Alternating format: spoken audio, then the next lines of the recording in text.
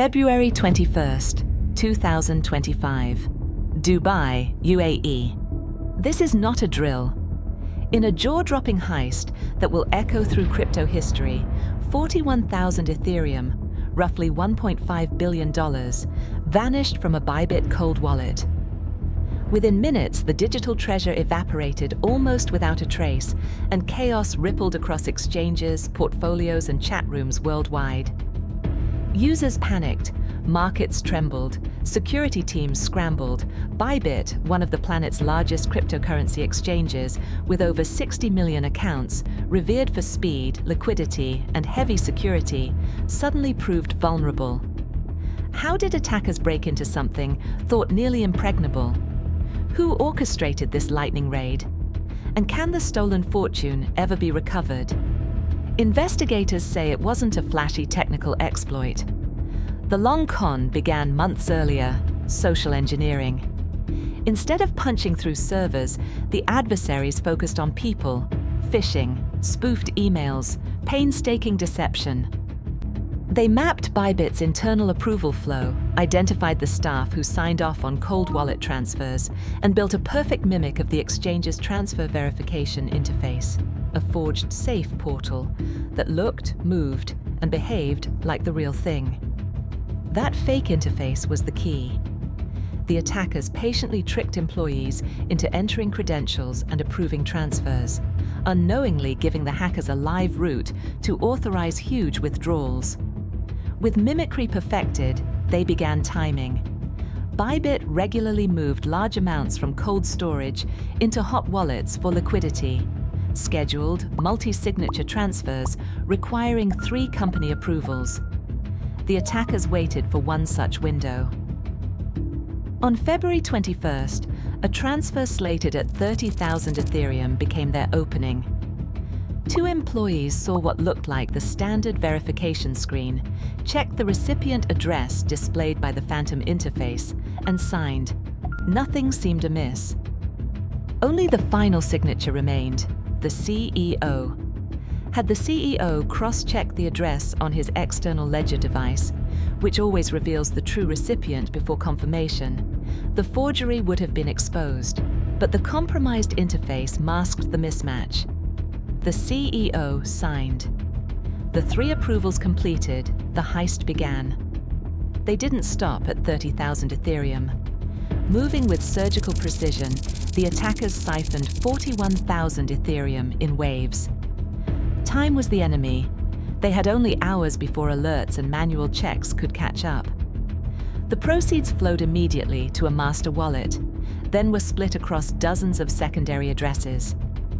From there, the money cascaded into hundreds and then thousands of microtransactions through mixers and decentralized exchanges, a complex laundering spiderweb designed to shred traceability. Bybit's leadership acted fast.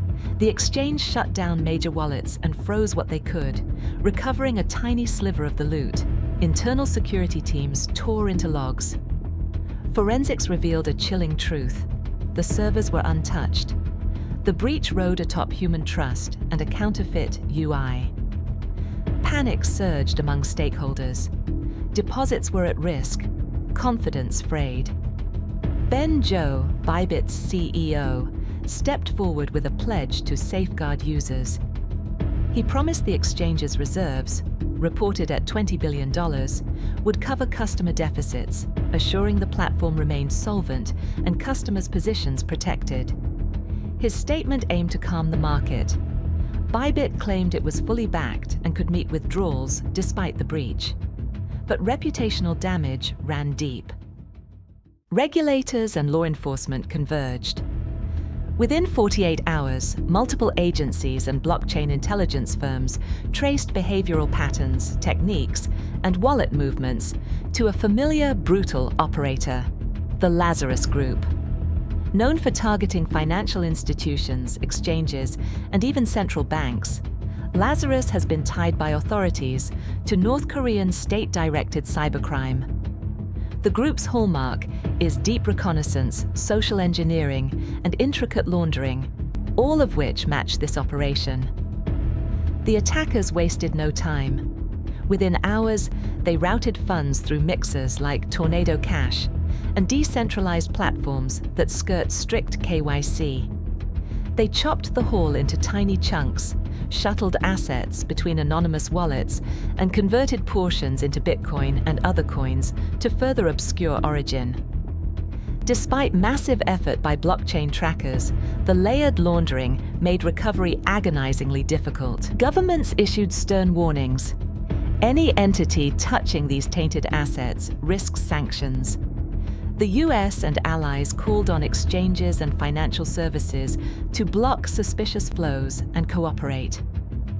The FBI, Europol, and multiple national cyber units joined the hunt, sharing leads and blacklisting addresses linked to the drain. Bybit mounted a public-facing recovery campaign too. They announced a 10% bounty for actionable traces leading to recoverable assets and launched a dedicated portal, Lazarus Bounty, to publish updates and solicit tips. Those offers produced limited success. Early reports said only about 3% of the missing funds had been tracked and frozen. The path back to the rest looked bleak. Internally, Bybit overhauled protections, mandatory multi-factor authentication for every staffer, tighter withdrawal controls, new anomaly detection algorithms, and stricter multi-signature workflows.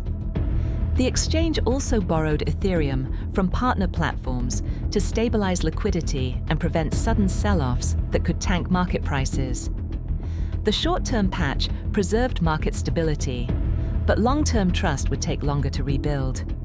This catastrophe raises urgent questions for the industry. Can exchanges harden human factors against patient social attacks? Are existing controls, multi-sig, hardware wallets, and internal audits enough if the approval chain itself can be impersonated? The Lazarus-linked attribution, if accurate, underscores the geopolitical stakes. Stolen crypto becomes a stealthy avenue for sanctions evasion and even weapons funding. For users, the practical lesson is stark. Always verify on out-of-band devices, treat any approval prompts suspiciously, and demand cryptographic confirmation when possible. For operators, zero trust must move from slogan to doctrine. Assume interfaces can be spoofed, monitor for approval anomalies, and narrow the blast radius of any single compromised credential. In the weeks after February 21st, exchanges and regulators tightened rules. Investigators chased ghostly trails across blockchains. For now, $1.5 billion remains unaccounted for. But the episode carved a new scar into crypto's history.